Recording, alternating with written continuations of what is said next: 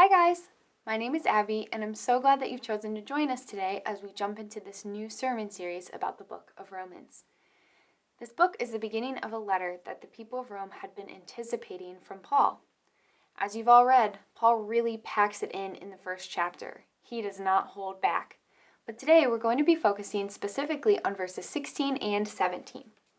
Something that really stood out to me in this passage was that Paul was clearly stating that he's not ashamed of the gospel.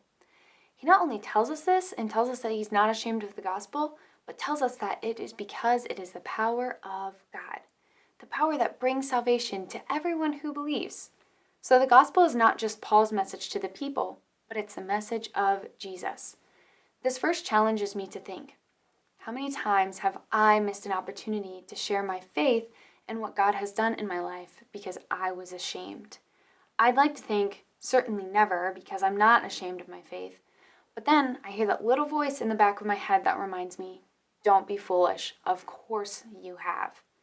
How many times have we found ourselves in that same situation? Can you guys relate? Of course, none of us ever want to be ashamed of the gospel or of our faith. But I think that sometimes there's just a little fear that grips us and gets a hold of us.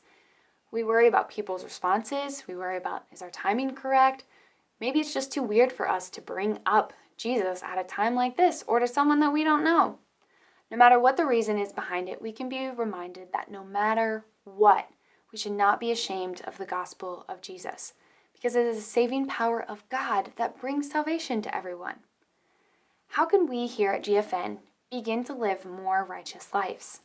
How can we share our stories with those around us? Let's choose this week to not be ashamed of the gospel. Let's find new and creative ways to reach others around us, even during a time when we have to be separated from people.